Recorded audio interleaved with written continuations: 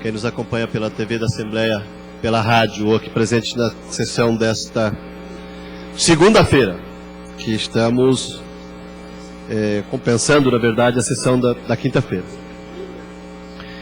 O deputado Vonei Morastoni se referiu aqui à viagem que ele fez a Havana, capital de Cuba, e falou sobre a saúde naquele país, né, e os indicadores sociais daquele país. São importantes, mas evidentemente que não estão desvinculados de um conjunto, né, de um pressuposto, de uma concepção de mundo diferente. É possível oportunizar saúde gratuita e de qualidade a todas as pessoas de uma sociedade. É possível garantir educação gratuita e de qualidade a todos os habitantes de uma sociedade. É possível assistência social a todos os habitantes de uma sociedade. E isso, não, evidentemente, só é possível se não estiver vinculado a outros pressupostos que estejam acima do bem-estar social.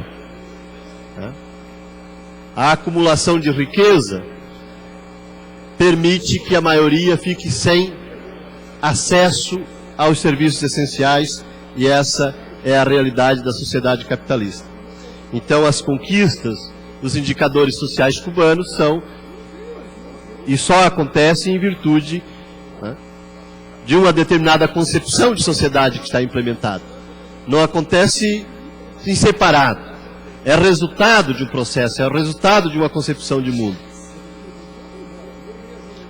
E, portanto, é fundamental a gente dizer isso, que Cuba é também um dos países mais pobres da América Latina, da América não saxônica, assim como é o Haiti, como é a República Dominicana. E se tenha o costume de comparar Cuba, ou tentar comparar Cuba com Miami, com os Estados Unidos ou com o Brasil. E não é correto, é preciso fazer essa comparação pela história de 500 anos daquele país. A comparação mais adequada seria com os países vizinhos do Caribe e não com outros países do mundo. E Cuba está na linha de frente aí, né, nos indicadores sociais, em educação, em saúde, mortalidade infantil, entre os melhores do mundo. A opção por uma sociedade onde a acumulação de riqueza esteja e seja proibida. Essa é a realidade, né, de Cuba, e só por isso é possível, né, garantir esses direitos ao conjunto da população. Mas queria falar precisamente do último livro do Fernando Moraes, que escreveu sobre um assunto relativo a Cuba. O título é Os Últimos Soldados da Guerra Fria. Eu tive a oportunidade de ler esse livro recentemente, foi o penúltimo livro que li, e trata dos 5 cubanos que na década de 90 foram, vamos dizer assim, transferidos para os Estados Unidos com uma missão muito específica e humanitária de investigar as atividades, acompanhar as atividades terroristas de cubanos exilados em Miami, principalmente, em outras cidades também, mas principalmente em Miami. O objetivo de impedir atentados contra a população cubana e atentados contra turistas que visitavam Cuba. A gente sabe, todos sabem, que houveram vários atentados, que cubanos e estrangeiros, né, europeus, inclusive, morreram em Havana por atentados à bomba, bomba em hotéis, em avião, patrocinado por dissidentes cubanos que residiam e residem em Miami.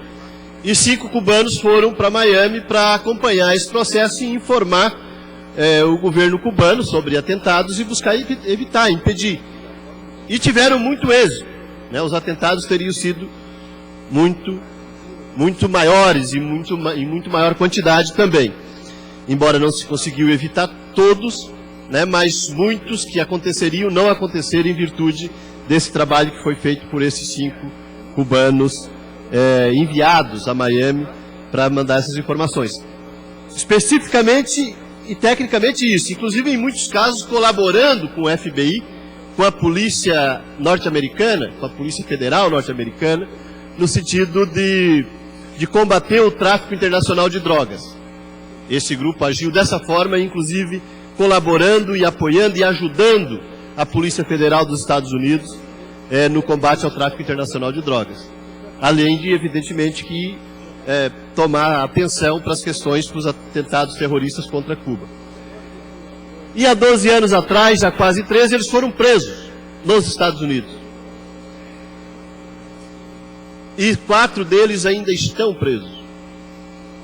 Teve 2 que receberam 2 prisões perpétuas por essa prática. Nenhuma prática de violência em nenhum caso, nunca. Um deles foi solto agora, mas precisa ficar 3 anos morando nos Estados Unidos para depois retornar a Cuba. Evidentemente que, inclusive, sofrendo o risco de um atentado e de morte naquele país. Então, são coisas dessa chamada Guerra Fria, que continua, apesar de ter terminado a Guerra Fria, e por isso o livro do Fernando Moraes, falando dos últimos soldados da Guerra Fria, se referindo a esses 5 cubanos e a nossa campanha no Brasil também, para que sejam soltos e devolvidos ao seu país, a sua pátria, a sua sociedade e a sua família. Registrar ainda nos minutos que me sobram, a formatura do curso de aperfeiçoamento de sargento da Polícia Militar na última sexta-feira, que nós tivemos a oportunidade de participar com 70 formandos. Há 15 dias atrás, a formatura de 98 novos sargentos da Polícia Militar e também nessas semanas a formatura de novos 445 soldados para a Polícia Militar. Esses últimos aí é efetivo novo, jovens que entraram na Polícia Militar. Evidentemente que é preciso elogiar esses atos, os comandos, a atitude dos comandos, a atitude das instituições, do governo, por essas atitudes. Registrar, no entanto, que nós teríamos a possibilidade de fazer isso aos milhares, porque nós temos mais de 3.000 vagas de cabo, de 3º sargento e de 2º sargento em aberto na Polícia Militar e no Corpo de Bombeiros. Por falta de iniciativa administrativa do comando, da secretaria e do governo, de realizar o curso de cabo, o curso de sargento. Dizem que custa muito, mas custa R$200 no máximo para cada um. Lá nas outras instâncias não tem vaga nenhuma sobrando, nas outras esferas da instituição. Mas para o soldado com 25 anos de serviço tem que ficar esperando ainda, sabe-se lá mais quantos anos, pelo curso de cabo. Então é preciso que se atente com relação a isso, que o governo esteja atento a isso e que ache mecanismos para acelerar isso, pois só precisa a iniciativa do gestor para realizar o curso de cabo, o curso de sargento, ou então que se mude a lei para que sejam promovidos sem o curso, já que tem a vaga, tem o policial, o servidor com a antiguidade. Se cria a possibilidade legal de que ele seja promovido, porque dessa forma está se cerceando o direito de um servidor. E está se prejudicando a instituição, porque está faltando o sargento. E ao mesmo tempo o soldado está com 25 anos na mesma graduação. Do ponto de vista do salário, é preciso que se faça justiça. Não passa pela cabeça dos praças da Polícia Militar e do Corpo de Bombeiro atravessar mais uma operação veraneio com os salários defasados da forma como estão. É desesperante para os praças da Polícia Militar e do Corpo de Bombeiro, assim como para a base da Polícia Civil, para os agentes prisionais, imaginar mais uma operação veraneio. Vem dezembro, vem janeiro, fevereiro, março, são os meses que mais se trabalha na segurança pública, com o salário defasado da forma que estão, o pior piso do estado de Santa Catarina na segurança pública. Além, é claro, de resolver aquela pendência que é a anistia dos praças excluídos em virtude do movimento de 2008. Estamos falando desses. A proposta de reforma proporcional não é uma proposta, é mais uma pena, é mais uma punição. Pediria 30 segundos, senhor presidente. 30 segundos, senhor deputado. Muito obrigado, presidente. A proposta que está em voga e que alguém levou para o governador como a solução do problema não é a solução, o governador precisa saber disso. A aposentadoria, a reforma proporcional é outra penalidade, tão grave quanto 2 anos de prisão.